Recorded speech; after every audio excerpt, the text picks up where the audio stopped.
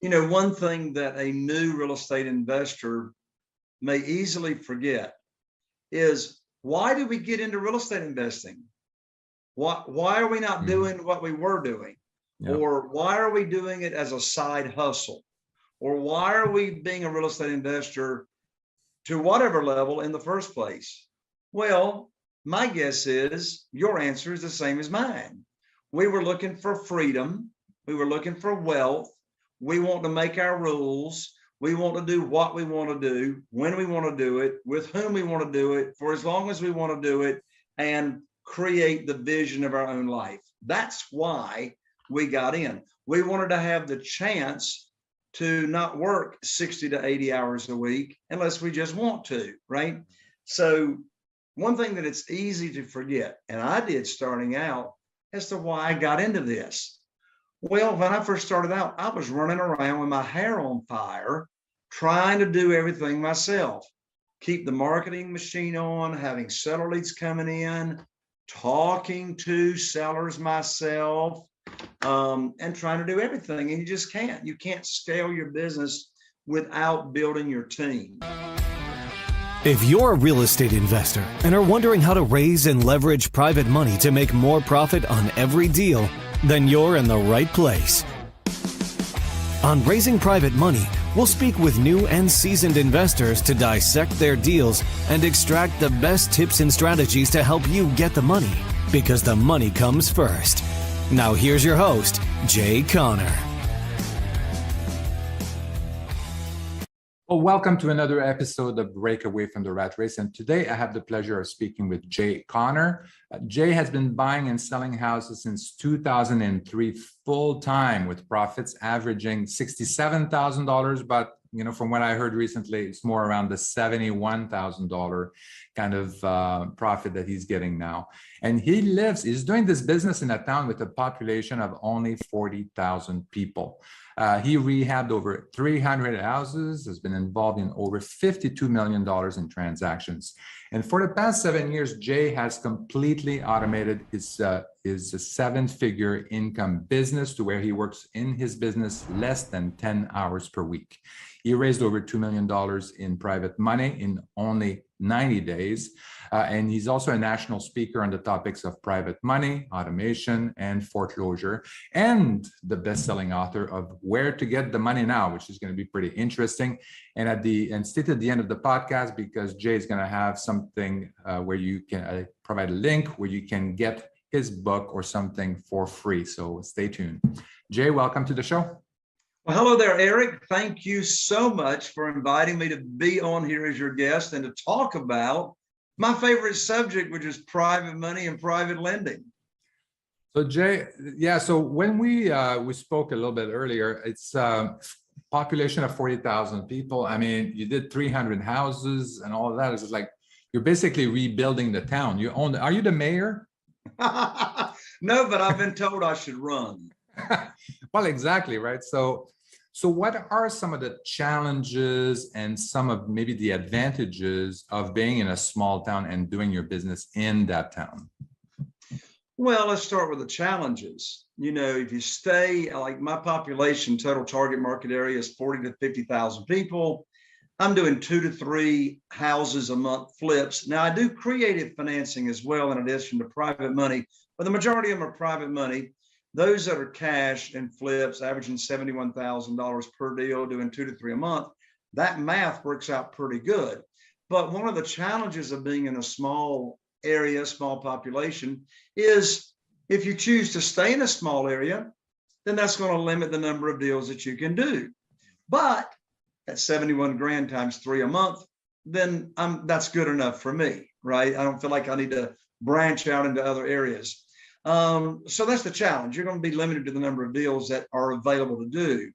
The opportunity or the benefit to it is, in a smaller area, you're not going to have nearly as much competition, if any at all, that are consistently in the business. And what I mean by consistently in the business, I say if you want to be serious about real estate investing, you got to have a plan and a system, a marketing system that's bringing in consistently leads every day from motivated sellers. You're sure not going to find the deals these days in the multiple listing service.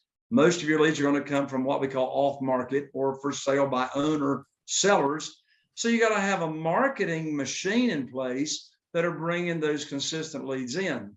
And the benefit is you're not going to have much competition to compete for those deals, because most full-time real estate investors don't want to be like in a small area like this. Most of your real estate investors, really want to be in that 250, 300,000, plus population. But if you're in a small area, you can make it happen.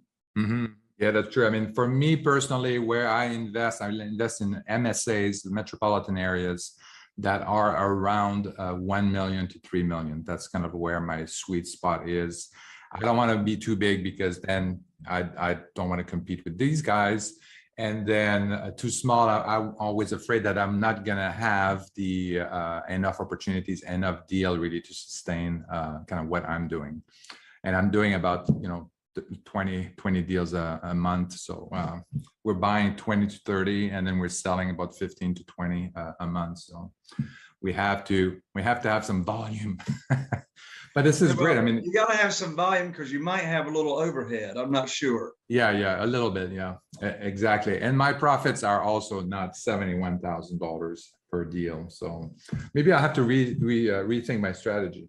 So, well, my guess is you might have some wholesale deals in those numbers. Yeah. And I don't have any wholesale deals in my numbers. I've never wholesale a deal in my life. Mm-hmm. I've never had anybody to wholesale it to. Mm-hmm. Yeah. For me, so I stay in all my deals. Yeah, a quarter of my deals are actually from wholesaling, and then we have a quarter that we still have half that's coming from MLS, believe it or not. And then the other half is kind of the other quarter is direct. So another 25% that's direct. So yeah, but we also have our own wholesaling company too. So that helps a little bit. So it's just like one hand to the other hand kind of thing. So so you're still investing at the same speed right now, and what do you think about the real estate market, where it's heading? How do you think your town is going to be impacted by by the future of the real estate market, the interest rate, the inflation, etc.? Well, I think the biggest impact on us real estate investors is going to be the opportunity to buy a lot of foreclosures and bank-owned properties that have not been available since COVID. Because, for the majority of this time, since March of 2020, there's been a moratorium on foreclosures. Well, all those moratoriums have been lifted as of just 2 or 3 months ago. So we're going to see a lot of opportunities to buy bank-owned properties, a lot of opportunities to serve people that are in foreclosure, that are still living in their houses. So there'll be more buying opportunities, which makes it even more important to have all the private money and all the cash available for those types of purchases.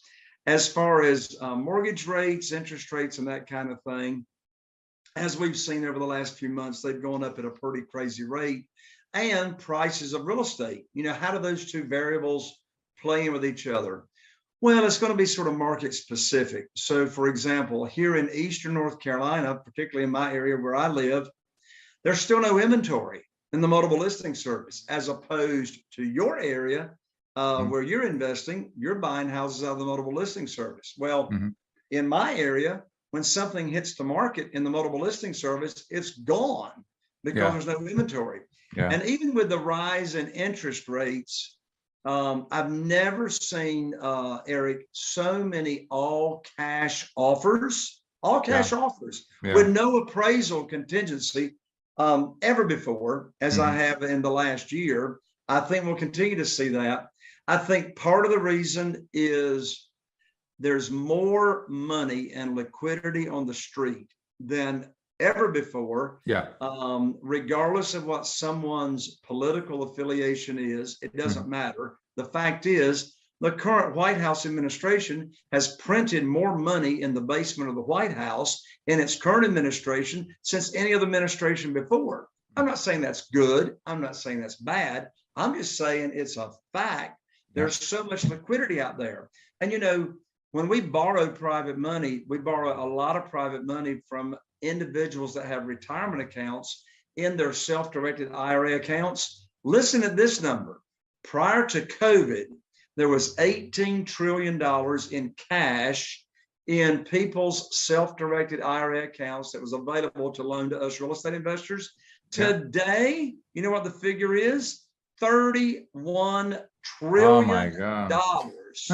$31 trillion in cash sitting in people's retirement accounts that can be self-directed and used as private money to us real estate investors. So that's just an example as to how much liquidity is out there on the streets. Prices of real estate, I think across the board, you're going to start to see them start to level out.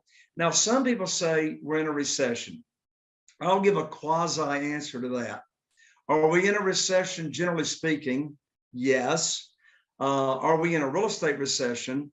No. And I'll tell you why. But I'll tell you why it may feel like it in some places. Eric, as you know, over the last year, we've had across the board 20% increase in prices of real estate. That's unheard of and unprecedented. So now across the board, when prices of real estate are not going up 20% a year, but are going up 5 to 6% a year, that feels like a recession for real estate, but it's not. That's just getting back to normal as to what it was. Yeah, exactly. And same thing with the interest rate as well. And people are all panicking that the interest rate is 5%, 5.5%. It's like, this is what it should have been. It's just like it was abnormally low for 10 years and you get used to that. And now you just, oh my God, it's like 5%. 5% is nothing. The first house that I bought, I think I was paying like 13 or 15% interest. It was higher than normal, but it was, you know, I survived. I was able to make all my mortgage payments for some, you know, but yeah, I mean, this is 5% is still a low interest rate. It's no reason to hit the brakes and then stop investing in real estate. Absolutely. So, yeah. So this is very, very good. I mean, you raised a lot of money. I know that you raised like $2 million when you were over $2 million in 90 days when you were cut off from the bank. So tell me a little bit more about that story. I feel that there's a little bit of a story in there that we need to know about, and then how you raised the money. Sure. Well, I tell you, Eric, you know, it's during our challenges, our difficult times, when we are under pressure to figure out a problem, to figure out a challenge, that's where the growth takes place. That's where quantum leaps takes place. That's where we have huge blessings in disguise. And that's what happened to me in this world of private money. I just didn't wake up one morning and say, hey, I think I'll go raise some private money. It didn't work that way. So here's how it happened. Here's how it unfolded. And boy, was it a blessing in disguise. In fact, if it were not for this story, Eric, you and I would not even be having a conversation today on your show. So here's what happened. My wife, Carol Joy, and I, here in East North Carolina, we started investing in single family houses. I've done commercial projects as well. I've got a shopping center, free and clear and all that. But our focus has been single family houses. We started investing in 2003. From 2003 until 2009, the first 6 years that we were in the business, all I knew was local banks and mortgage companies to fund my real estate deals. That's all I knew. I had been in the mobile home business. With you being in Fort Lauderdale, Florida, you've seen a mobile home or two. I was in the mobile home business. They have some even in Silicon Valley. These mobile homes are everywhere. If you pay attention, they're everywhere. So I was in that industry for years, and I knew if I ever got out of that, I wanted to get into single family houses. Anyway, from 2003 to 2009, I just used local bank funding for my deals. That's all I knew. Well, let me tell you something, Eric. I remember it like it was yesterday. I picked up my telephone here in my office, and as a matter of fact, we still have landlines in North Carolina. Oh yeah, what is that? So for the millennials out there, this is a telephone handset, probably connected with a wire to the wall. Anyway, I picked up my telephone And I called my banker, whose name was Steve. And I've been doing business with Steve at the bank for 6 years. And I'm getting ready to have a conversation with him. This is January 2009. I'm getting ready to have a conversation with him like I'd had for 6 years on many deals. I had 2 deals under contract. The profits were $100,000 between the 2 deals. And I'm getting ready to tell him about, where they're located and the funding required and when I wanted to close. Well, I learned right on that conversation, Eric, that my line of credit had been closed at the bank. Oh, yeah. Mm-hmm. With no notice. It's gone. I didn't even know it was gone. My first thought when he told me that was, well, I sure wish I'd known that before I got these 2 houses under contract. Because in 2009, here in North Carolina, when you put earnest money down back then, you couldn't get your earnest money back. The laws have changed since then. Yeah. But back then, you put $5,000 down, you're down and done, right? So anyway, so I hung up the phone and I sat there for a minute and I thought to myself, what am I going to do? And I tell you, I had a new mantra come to my mind that I'd never thought before, and I've said it to myself ever since. And that was, I said, Jay, it is impossible for you to fail unless you choose to quit. And I wasn't quitting. Quitting was not an option for me. So I thought to myself, well, what would Jesus do? What did Jesus say? Well, here's what he said. He said, ask and you shall receive. And I said, well, who am I going to ask for help in this situation? So I picked my phone back up and I called my friend Jeff, who lived in Greensboro, North Carolina at the time. And he was a real estate investor. I told him what had just happened at the bank. He says, well, welcome to the club, Jay. I said, what club? He said, the club of losing your line of credit at the bank. They just cut me off last week. I said, oh, so you and me are not the only people. This was 2009. Yeah. You recall what was going on in 2007 and 8 and 9. It's like every real estate investor lost their line of credit if they had one at the bank. Yeah. And so Jeff asked me a question. He says, Jay, have you ever heard of private money? I said, no. He said, have you ever heard of self-directed IRAs? I said, no. He said, well, you need to learn about them because that's where you can get a lot of cash and really fast for your real estate deals. I said, okay. So I hung up the phone and I started researching and studying what private money is, where to locate it, how to get it fast, and how to be in control of your business. Because this world of private money, there's no application process. You're already approved as the real estate investor. So instead of the bank making the rules, it's us, the borrower, the real estate investor, that gets to make the rules. And I'm going, wow, what a shift in that thinking. So I started teaching people what private money is. And I started teaching them about self-directed IRAs. I started out with my connections. I started out with my network, right? And so just by teaching people, I raised $2,150,000 in less than 90 days when I first started out. Today, I got $8.5 million, which in the real estate world is a drop in the bucket, but it's all I need. I got 7 houses going on right now in different stages, of the flip, of the rehab. And so anyway, as a result, I've yet to miss out on a deal at all for not having the cash since I learned about private money in 2009. So it's been the biggest blessing I've had. Hey, look, my business tripled in a recession foreclosure market in 2009. It tripled my first 12 months when I learned about private money because all the foreclosures were coming available. Well, the banks weren't loaning any money. So you had to have the cash in order to buy the bank-owned properties or the foreclosures. So my business tripled because I had all this private money available. And since then, I haven't missed out on a deal. And I've been sharing with other real estate investors how to do the same thing. Yeah, absolutely. For us as well, it's been, private money has been key. We also did some joint ventures, depending if we wanted to share risk on some deals or not. But absolutely, private money. We have never used hard money lenders. We've never used, we used banks on commercial deals, but everything has been private money. And the other thing too is that you have the relationship with the investor. It's possible, let's just say, it's possible to have a relationship with the investor and have a conversation and say, hey, you know what, this is like the interest rates is this is what's happening and stuff like that. And then you can adjust the interest rate. You can you can have a conversation with them.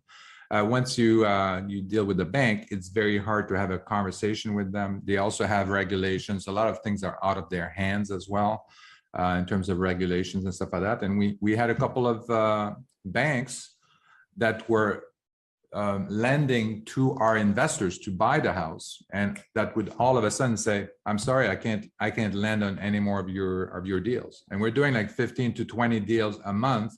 And all of a sudden they say, okay, well, we can't have any new clients because the regulators said you're making too many, you're making too many deals to this Martel family.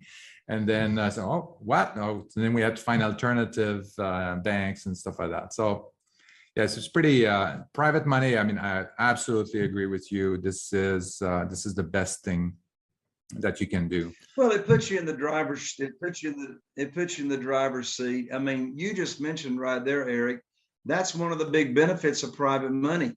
There's no limit to the amount of private money and the number of private lenders you can have or where they can be. I mean, they don't have to be in your state. They can be anywhere in the nation. I got private lenders, in 10 different states across the nation. And again, it's not the bank making the rules. It's you, it's me, it's us. It's the real estate investor making the rules. We decide what interest we're paying. We decide the frequency of payments. We structure deals that we don't even make any payments at all. And we bring home a big check when we buy. I never take any of my own money to the closing table. Boy, if that isn't different from traditional lending, right? You always got to put skin in the game with traditional lending and hard money lenders. And I mean, it just helps you sleep better at night. I think if you're getting started, for some of our listeners that are getting started and trying to raise private money, I mean, you might still have to put skin in the game until you build a solid track record like Jay have with like 300 houses and all of that. People know him, and then they say they trust him. So you don't have to, people are going to be willing to invest, and they don't expect Jay necessarily to have too much skin in the game in that particular case. But when you get started, I think you may expect to put a little bit of skin in the game. Well, here's the deal. I have new real estate investors ask me all the time. They say, Jay, why would a private lender, which by the way, let's be clear, a private lender is a human being. We're not talking commercial, institutional, or anything. It's a human being just like us that loans us real estate investors from money for our deals from either their investment capital and or their retirement funds that they moved over to a self-directed IRA company. But anyway, a new real estate investor asked me, why would a private lender or an individual that I've taught about private money, why would they loan me money and I've never done a deal? And here's the answer. They will loan you money on the deal because, and here's a writer downer, if you don't pay the lender, the property does. Now, what in the world do I mean by that? Well, you see, I don't borrow, and my students do not borrow any unsecured funds from our private lenders. Can we legally? We could legally, but we're not going to. We're not going to expose our private lenders like that. We collateralize every note with the property that we're borrowing money for. So in this world of single family houses, of course, private money works for commercial as well, apartments and et cetera, but we structure the deals differently. But for single family houses, you have a private lender or maybe a couple of private lenders that are loaning money for you to purchase, and if renovation is required, that particular house. And the private lender or private lenders are getting a mortgage or a deed of trust, depending on the state that you're in, that collateralizes their note and gives them the legal right to foreclose on you if you do not pay them. Of course, they're not going to foreclose on you. If you get into problems, you're going to give them a deed in lieu of foreclosure. They're going to get the property, and they're going to make just as much money, if not more, than the interest that you would be paying them. So again, why would and here's the deal. Sometimes a new real estate investors will say to me, they say, Jay, I'm scared that I might screw over unintentionally my private lender, and I'm scared my private lender is going to lose money. That will never happen if you do three things right. And when you do three things right, first thing you do right is buy right. You better know your formula on what's your maximum cash offer going to be using private money. Secondly, if there's renovation involved, you better know how to estimate repairs or have a strong bid from your general contractor, because it always costs more to renovate than you anticipate. Ask me how I know, right? So buy right, estimate repairs correctly. And thirdly, protect your private lender and don't over leverage the property. For example, my rule of thumb is I don't want to borrow more than 75% of the after repaired value. I didn't say 75% of the purchase price. I said 75% of the after repaired value. Therefore, that's going to give a nice equity cushion there. So in case things go awry, if the market starts coming down, you can lower the price and get the house sold. Your private lender is made whole, everybody's taken care of, and you still put money in your pocket. Yeah, this is very good. Yeah, so this is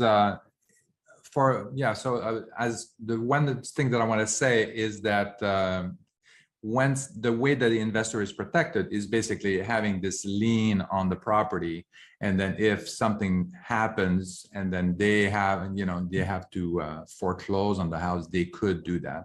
But the advantage, of course, is that you have the relationship with that investor and you can talk it over. It's much better to be talking it over and say, you know what, let's do this. For us, we do a lot of single family rentals. So we say, well, let's do, we could potentially say to our investor and say, well, instead of doing this, let's just partner up on this deal and we'll split the cash flow, or we do something like that until, because we've run these scenarios and say, if all hell breaks loose, what are we going to do with our private, to protect our private money lenders? So that's very good. Well, and real quick, Eric, speaking of protecting your private lender, in addition to giving them the deed of trust or mortgage, we also name them on the insurance policy as the mortgagee. They are the lender. You borrow money from a bank for real estate, the bank is named as the mortgagee. The private lender we name as the mortgagee. So in case there are any insurance claims, guess what? The insurance company makes the check payable to your entity that owns the house and also payable to the lender, the private lender. And they've got to sign off on that check to make sure you're not screwing them over, right? They got to sign off on that check before you deposit the check. We also name the private lender on the insurance policy in case we got any title issues down the road. They're protected as well. I've never had a title claim since 2003, but I'm not buying a property without it. Yeah. So tell me, Jay, how many of these private money lenders do you have?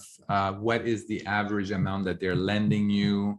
And then kind of like any kind of like turnover that you have in private money lenders that are kind of like decide to invest somewhere else, and then maybe they come back later and stuff like that. That's an excellent question, Eric, and I'll tell you why. First of all, the first part of your question is how much money are they loaning you on average each private lender? I got 44 right now. Okay. So the reason that's such a good question is that when a real estate investor is beginning in private money, you need to determine what's the least amount of private money you will accept from a private lender to invest with you on a deal. Well, some people's only got $10,000, $15,000, $20,000, $25,000. And quite frankly, I don't want to mess with that, because my real estate attorney is going to charge me just as much to close a $20,000 deal as he is a $500,000 deal, right? But it's the same documentation and time and all that. So step number one, decide what's the least amount you'll accept. In my world, typically, I'm not wanting to accept more than $50,000 from any one private lender. And the reason for that is I'm not going to be able to buy a house for $50,000 in all likelihood, but I can use $50,000 for the renovation. If I've got, a rehab going on, I can use $50,000 for that.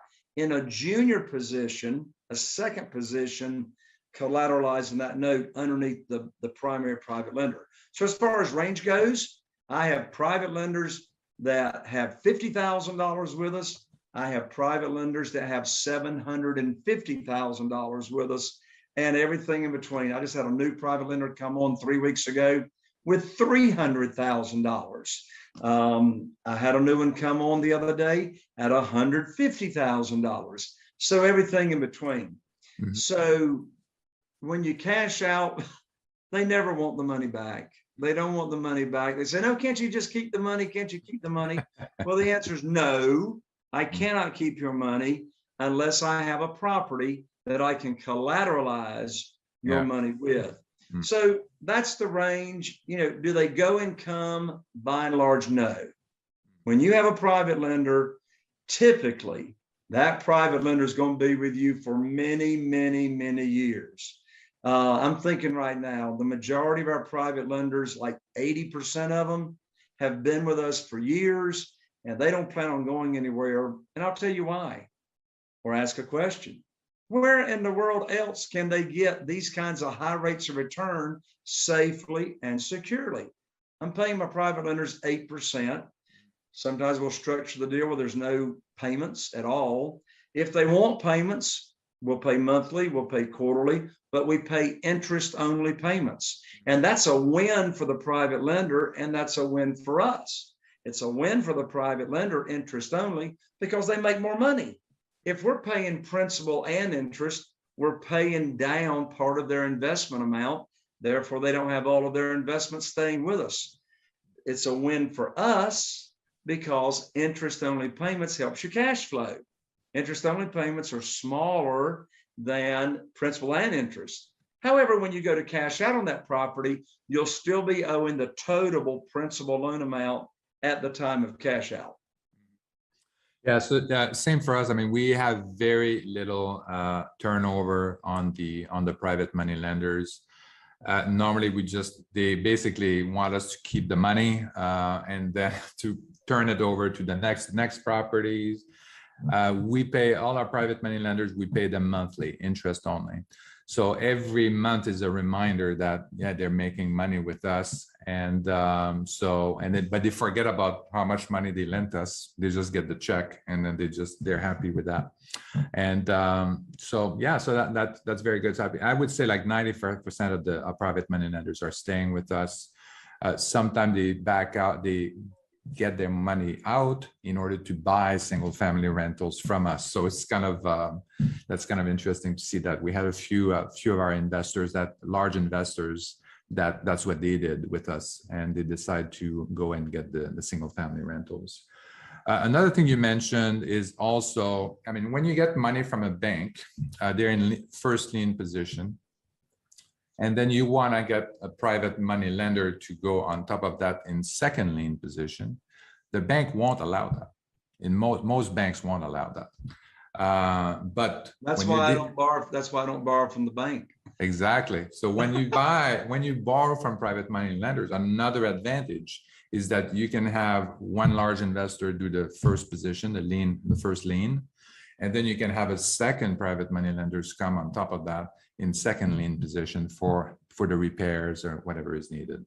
So that's another advantage. I was just going to say I'm sorry, go ahead, Eric.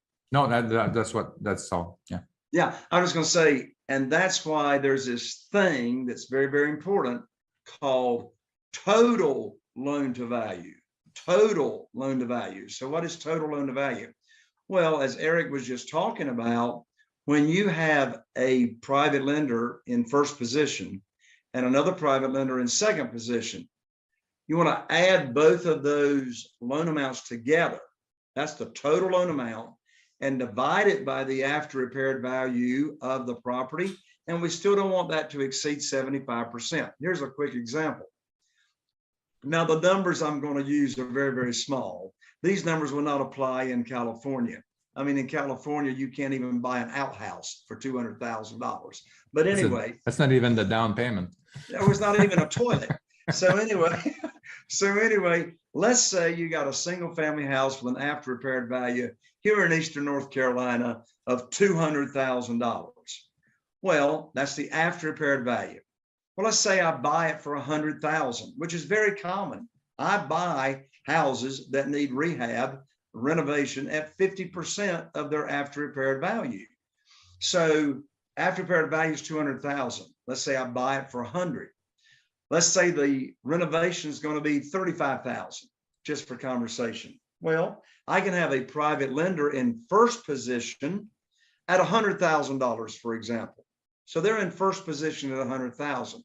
I can have a second private lender in second position with $50,000. I'm adding 100 and I'm adding the 50,000 together. So my total loan amount from both private lenders is $150,000. I'm going to divide that $150,000 total loan amount divided by the after repaired value of 200,000.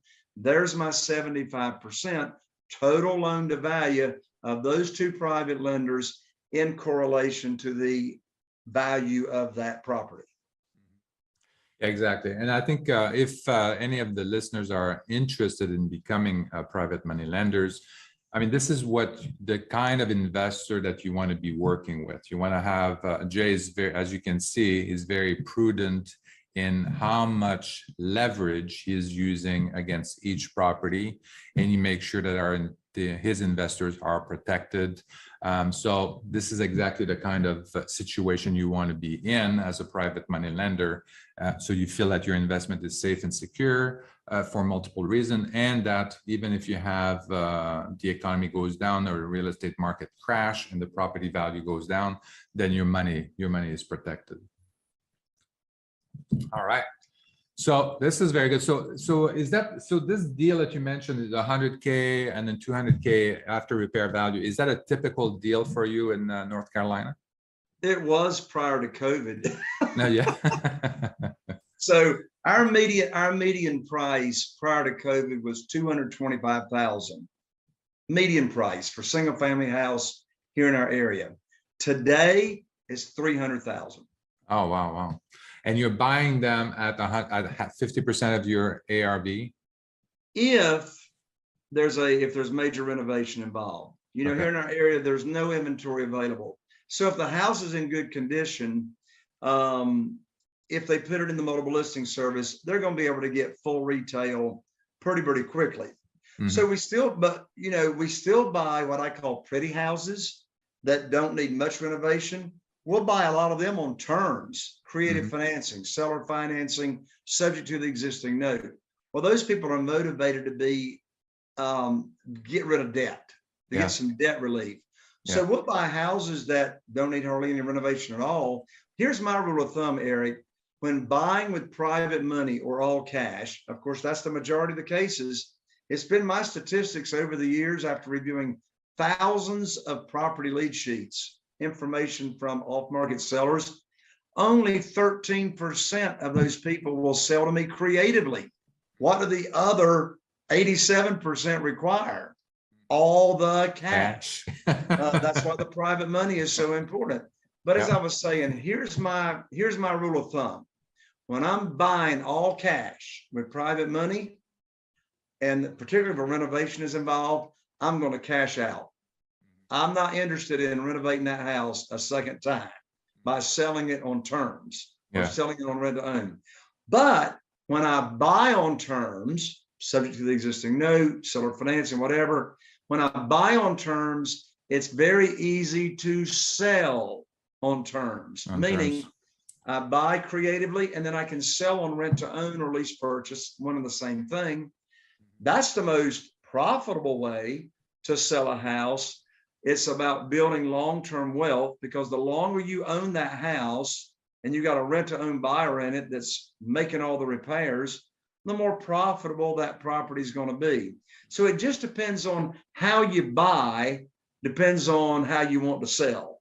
Yeah. Well, so another topic I wanted to talk about is about automating your business. I think this is very important topic. As you grow your business and as you grow more and more, do more and more transactions, I mean, a couple of things happen is that you are as an investor, you can't handle it and you start making mistakes and things start falling apart. And then you forget about cash flow and, you know, and That sounds the like deal. a voice of experience, Eric. Well, I know that I studied a lot of history on how people screw up. So I try to avoid those as much as possible. But so tell me about kind of like your automation, kind of how are you automating your business so that you can only spend like 10 hours a week on that business? Yeah. You know, one thing that a new real estate investor may easily forget is, why did we get into real estate investing? Why are we not doing what we were doing? Yeah. Or why are we doing it as a side hustle? Or why are we being a real estate investor to whatever level in the first place? Well, my guess is your answer is the same as mine. We were looking for freedom. We were looking for wealth. We want to make our rules. We want to do what we want to do, when we want to do it, with whom we want to do it, for as long as we want to do it, and create the vision of our own life. That's why we got in. We wanted to have the chance to not work 60 to 80 hours a week unless we just want to, right? So one thing that it's easy to forget, and I did starting out, as to why I got into this. Well, when I first started out, I was running around with my hair on fire, trying to do everything myself, keep the marketing machine on, having seller leads coming in, talking to sellers myself, and trying to do everything. And you just can't. You can't scale your business without building your team. So how do I automate this business, and how did I? By building a fantastic team that actually runs it on automatic. So who are the team members that makes this greased machine run? And I'm actually in it myself, less than 10 hours a week, and blessed at more than 2 million a year in a small market. How does that work? Well, here are the team members. Number one, from a marketing aspect, acquisitionist. I've had the same acquisitionist for 15 years that negotiates with all of my sellers. So she knows exactly what to say, what to do, what information I need. The second piece of automation is you can't be running. You need a very well-greased CRM software system, right? Customer management software. So me and my acquisitionist, we might go 2 or 3 weeks and we don't even talk at all on the phone. Yeah. It's all communication on the internet in our contact management. So all of my leads for sellers, all of my rent-to-own buyers, they're all in one very good contact management system. And my acquisitionist, my lead manager, I have a lead manager that manages all the seller leads to make sure none of them fall through the crack and everybody's being followed up with. We have automation texting that text sellers in case we can't get up with them. We have nurturing campaigns that stay in contact with sellers if they won't sell to us today. The money, here's a writer downer. The money is in the follow-up. Mm-hmm. Yeah. The money's in the follow-up, because a seller that contacts us today, in all likelihood, I may not be putting a deal together with that seller today, this week, or next week. Yeah. Well, I got to have a system in place for staying in contact with them automatically. So acquisition. Secondly, marketing. We got to have the marketing turned on. So I have 3 different companies that do Google ads for me, done for you, totally hands off. They run it, they do it. And so Google ads are much more high quality leads than Facebook ads. And I run both. A Google ad, that means somebody's gone to Google and they've typed in, sell my house fast, buy my house fast. They're motivated, they want to sell. Well, all I need is 5 leads from a Google ad, 5 to buy 1 house. Really? Wow. High quality. That's a good conversion. Wow. High quality. Now on Facebook, I need 20. I need 20 leads on Facebook because they were not looking for me. It's just my ad that showed up in the news feed and they responded to that ad. So it's my job. It's still my job personally my job to make sure the marketing machine is turned on to where I have consistent seller leads coming in every day. And that includes the multiple listing service. So my realtor, there's another important team member, has got the automatic drip of emails coming to me and my acquisitionist of any new bank-owned properties, any price reductions in bank-owned properties, any short sales. All those come to us automatically from our realtor. The next team member is the real estate attorney. Now, our real estate attorney closes deals in North Carolina, but on all my private lender loans, you still want to use your real estate attorney to prepare the closing documents, right? Because a title company or escrow company, they ain't going to prepare a closing package for your private lender. Your real estate attorney is. And then, of course, you want to have a relationship with not only those members, but your realtor. Who's going to pull comps? Who's going to give me the value of a property that I'm wanting to make an offer on? I'm not relying on online resources.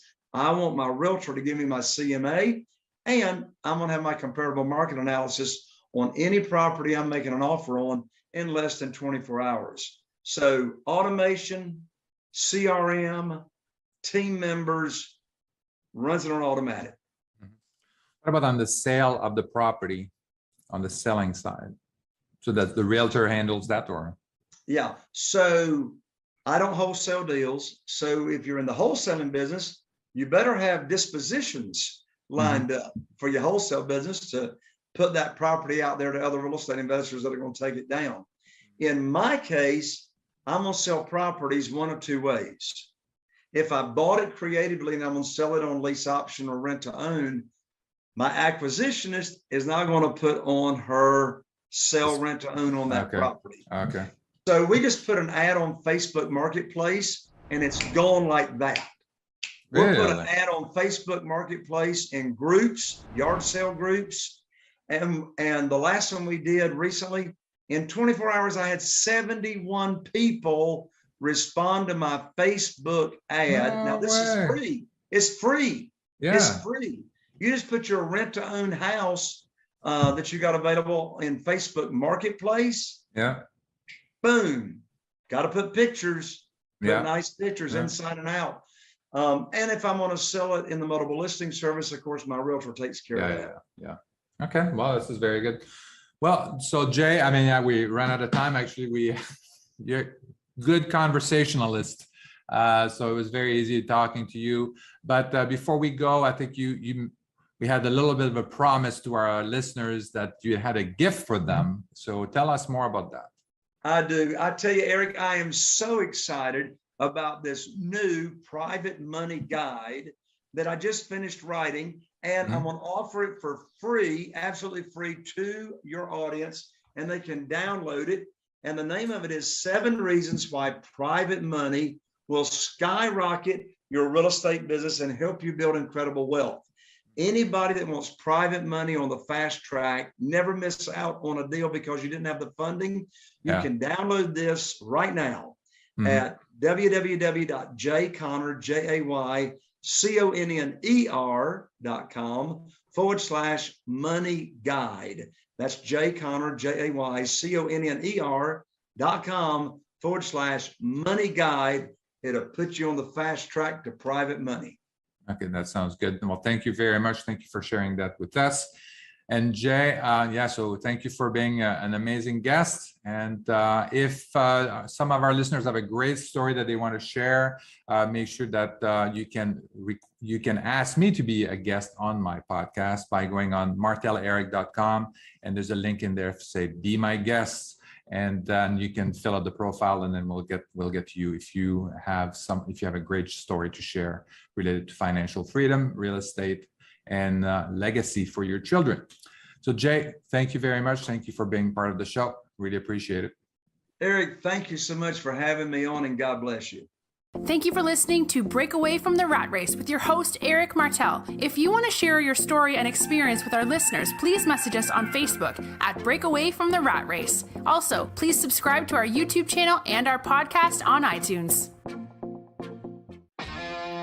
Are you feeling inspired by the knowledge you gained in this episode? Then head over to jconner.com/moneyguide. That's jconner.com/moneyguide and download your free guide that shares 7 reasons why private money will skyrocket your real estate investing business right now. Again, that's jconner.com/moneyguide to get your free guide. We'll see you next time on Raising Private Money with Jay Conner.